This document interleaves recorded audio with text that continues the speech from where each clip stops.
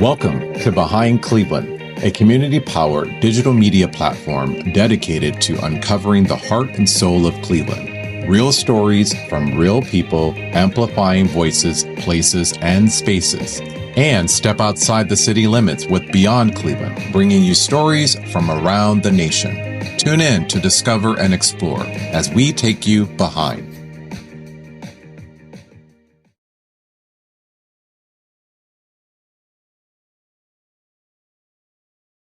Welcome back for another deep dive. Today we're going to be checking out a filmmaker right here in Cleveland. Oh, cool. Jake Cole. Yeah. His work's been getting a lot of buzz lately, and we've got this really cool interview with him from Behind Cleveland. Nice. Yeah, where he talks about his process and the whole Midwest film scene. It's really fascinating. I'm excited to dive in. Yeah. So right away, you can tell Jake's approach to filmmaking. It's a little different. Like, he founded his company, Jake Cole Films, and their tagline is Creative Media Solutions Making a Difference. Wow, that's pretty powerful. Right. It really sets the tone. You can tell he's not just about the art. He wants to make an impact, too.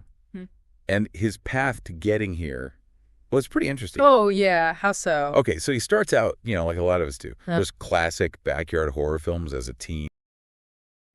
Funny enough, back when I was like 12 or 13, I made dumb backyard horror videos with my friends and kind of just started off as somewhat of an editor. And I took on editing jobs throughout college, things like that, and I decided just to make this a full-time thing since I already kind of knew how to do the hard part, so ended up just figuring out the rest of the production process. Classic. Right. Then he gets into editing. And get this.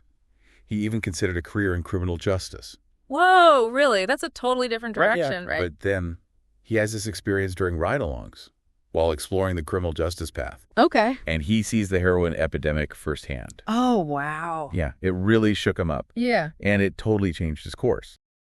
I was in college. I did 2 years of a criminal justice degree. And I did a bunch of ride-alongs, things like that. And honestly, this was like during the height of the heroin epidemic, and it just got to be a lot going in and walking in on people just OD'd on their couch and seeing the pain and all that. And I decided I didn't want to be a grizzled cop at 25, so I decided to make movies instead. And the very first documentary I did was about the heroin epidemic back then. So that's what led him to filmmaking. Yeah, it was a turning point. It inspired his first documentary, Saving Hope, which focused on the heroin crisis. That's heavy. It is. But you can see how that experience, really shaped his outlook and his desire to tell these important stories. Definitely. It's like he found his purpose through that experience. And it seems like giving a voice to unsung heroes is a recurring theme in his work. Oh, yeah, for sure. Like, thank you, Theo. The documentary about the 80-year-old man who protects sea turtles in St. Kitts. Yes, exactly. It's so inspiring. Yeah, right. So different from that whole Hollywood stereotype. Totally. It's like he's using film to make a real difference in the world. And it's not just about the subjects of his films. It's his whole approach. He embraces challenges, even seeks them out. Like what? Well, like the 48-hour film challenge. He calls it a stress test for his team. Oh, wow. So it's not just about winning. Right. It's about pushing their limits, learning to adapt and work together under pressure. And I bet he's got some wild stories from those challenges. Oh, you have no idea. Actors dropping out last minute, equipment malfunctions, you name it. Right. They even won in 2019 and got to go to Amsterdam. That's awesome. Yeah, it is.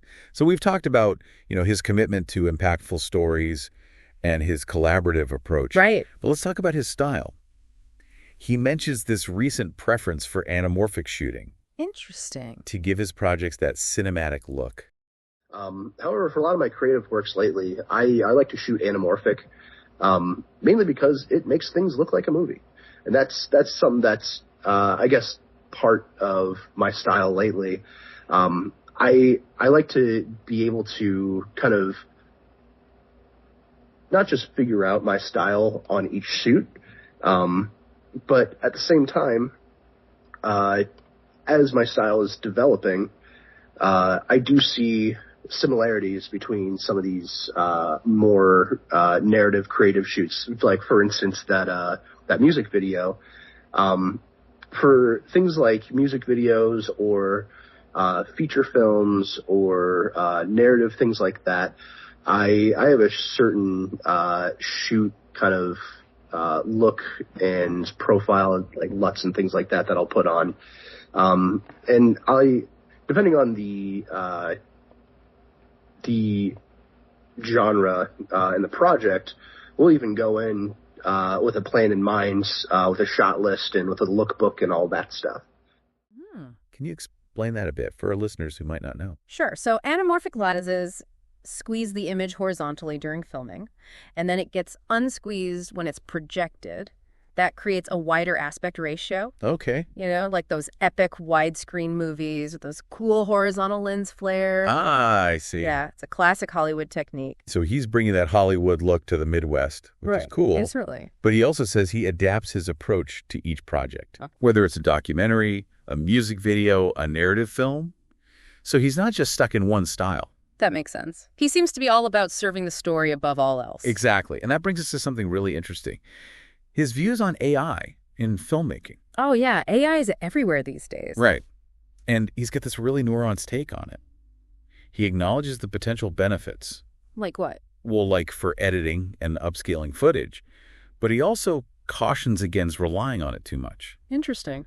Why is that? Well, he compares it to cheating in class. Like, you might get the result. Right. But are you really learning and growing as a creative? I love that analogy. It really makes you think about the trade-offs. Exactly.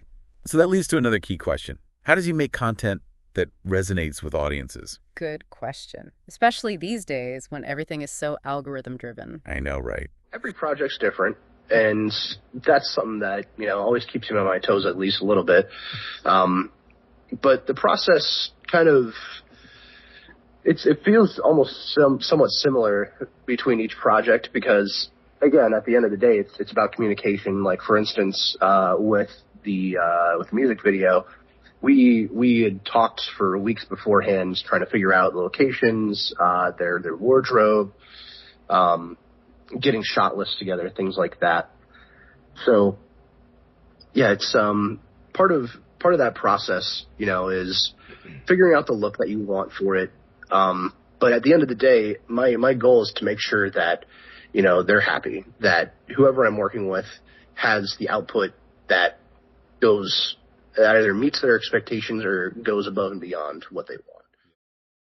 Well, it seems like he's all about authenticity, making work that he personally connects with. That makes sense.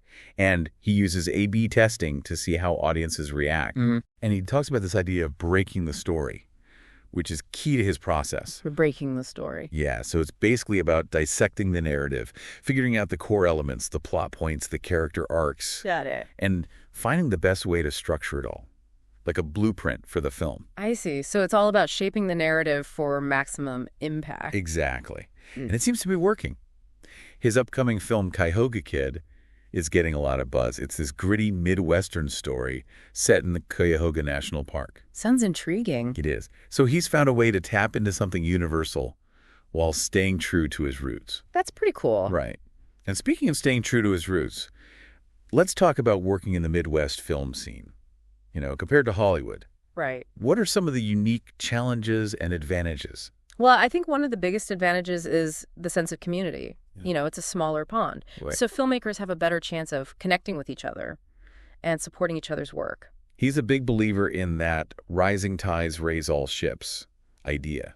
Exactly. And you can see that in his commitment to mentorship. He's always willing to share his knowledge and experience with up-and-coming filmmakers. And it's not just talk. He actually walks the walk. He hosts workshops, speaks at film schools, offers one-on-one mentorship. That's awesome. Yeah, it's like he's paying it forward, investing in the future of the Midwest film scene. And that's so important, especially in a region that's often overlooked by the mainstream industry. But of course, there are downsides too. He mentions the limited opportunities for large-scale productions compared to Hollywood. Right. But instead of seeing that as a limitation, he sees it as a chance for individual voices to stand out.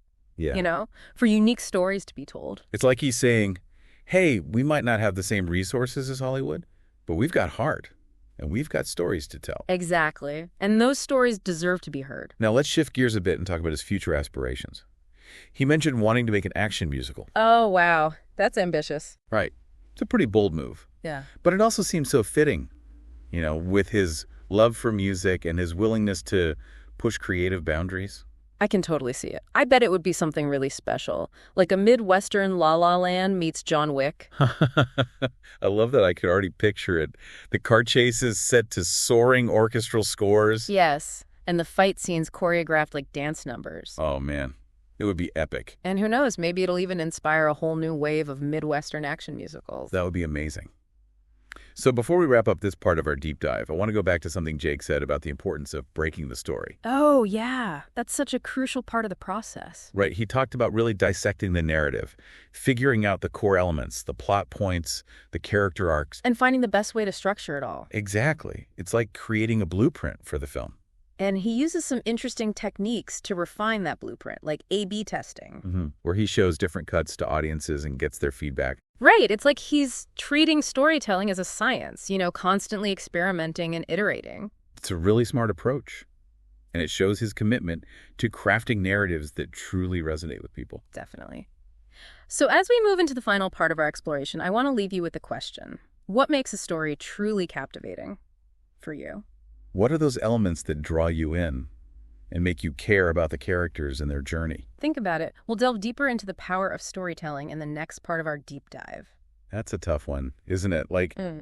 What really hooks us? I think for me, it's that feeling of being transported, like you're right there in the story, living it alongside the characters. I get that sense of immersion when you're so invested in the world and the characters. Yeah.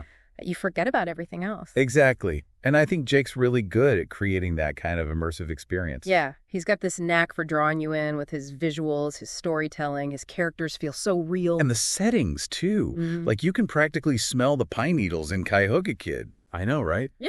He really brings those Midwest landscapes to life. And he's not afraid to explore the darker side of things either. Definitely. Like the opioid crisis and Saving Hope. That was a powerful film. It was. It really stayed with me. Yeah.